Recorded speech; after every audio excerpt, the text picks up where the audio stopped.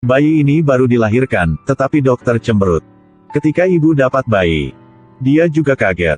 Sebenarnya, bayi ini ada bau amis pada ikan. Jadi orang tua memberi namanya Mika. Untuk menghilangkan bau ini, mereka sudah coba banyak cara. Mereka bertemu dengan banyak dokter. Tetapi semua tidak bisa. Setiap hari ibu harus mandi untuk anak 10 kali.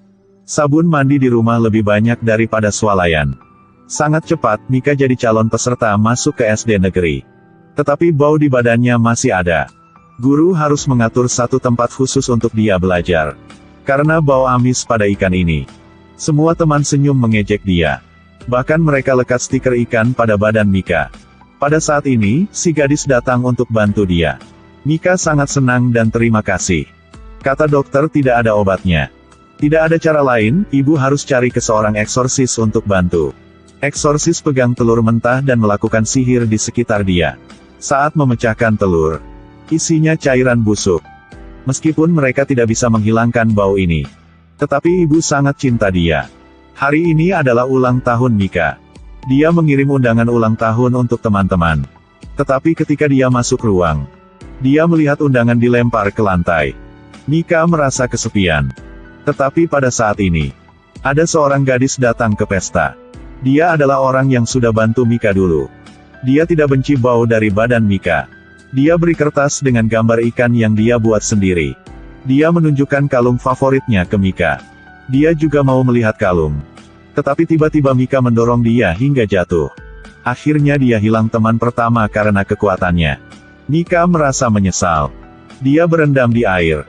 Kalau begitu, dia tidak ada bau lagi. Sangat cepat, Mika sudah dewasa. Meskipun dia sangat ganteng. Cukup standar kegantengan masa kini. Tetapi ada cewek datang. Dia langsung tolak. Sombong boleh jomblo deh. Sampai pada suatu hari, Mika bertemu dengan seorang gadis. Dia pakai kalung. Mika tidak berani untuk berbicara. Setiap hari berdiri di samping dan mengintip dia.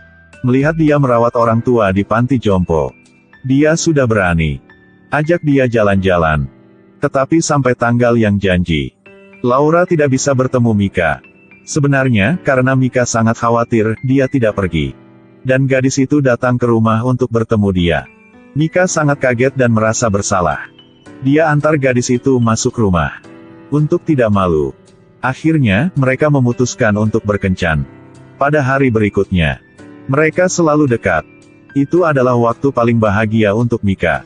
Hari itu adalah ulang tahun dia. Mika sudah beli banyak bunga untuk menghias rumah dan membersihkan rumah. Beli banyak makanan. Belajar masak makanan di buku masak. Dia mau buat ikan bakar untuk pacar. Taruh anggur dan makanan ringan di atas meja. Laura datang. Dia memberi bunga mawar yang sudah siap. Tidak terduga, Laura alergi serbuk sari. Mika harus buang semua bunga dalam rumah. Untuk menyelamatkan situasi, Mika siap tunjukkan ikan bakar yang sangat enak ke pacar. Tetapi hasilnya sangat beruntung, Laura tidak marah. Kali ini harus menolong dari Pak Kurir saja. Ketika berdua orang sedang berbicara sangat senang, tiba-tiba ayah Mika pulang. Mika memperkenalkan Laura dengan ayah. Tetapi ayah bilang dia adalah petugas kebersihan. Sebenarnya, Laura harus mencari uang untuk sekolahan. Jadi dia harus kerja seperti orang petugas kebersihan. Laura sangat malu. Dia buru-buru berlari. Tiba-tiba kehidupan Mika kembali dengan warna hitam dan putih. Melihat pasang di jalan, dia sangat sedih. Jadi dia memutuskan mencari Laura. Karena tidak ada nomor HP. Jadi Mika harus mencari semua tempat. Tetapi tidak bisa. Dia datang ke panti jompo. Direktur panti jompo berkata sudah lama tidak bertemu dia. Mika mencari stiker ikan yang Laura sudah beri dia pada saat kecil. Cetak sebagai pamflet. Lalu tempel di mana-mana. Dia semangat untuk mencari. Tetapi masih tidak bisa. Jadi Mika tidak fokus saat bekerja. Akhirnya dia dipecat. Dia terkunci sendiri di kamar. Dalam kamar selama 1 bulan. Pada hari itu, paman datang untuk mengunjungi dia. Bawa dia keluar untuk dia lebih senang. Tetapi Mika tetap sedih. Paman antar dia ke restoran. Siap menghilangkan kesedihan dengan makanan. Tiba-tiba Mika melihat seorang. Adalah orang yang dia sedang rindu banget. Mika tidak bisa percaya. Laura di depan dia. Dia minta maaf. Saya mohon maaf. Saya suka Anda. Semua hal yang dulu benar-benar kekanak-kanakan. Saya mohon maaf.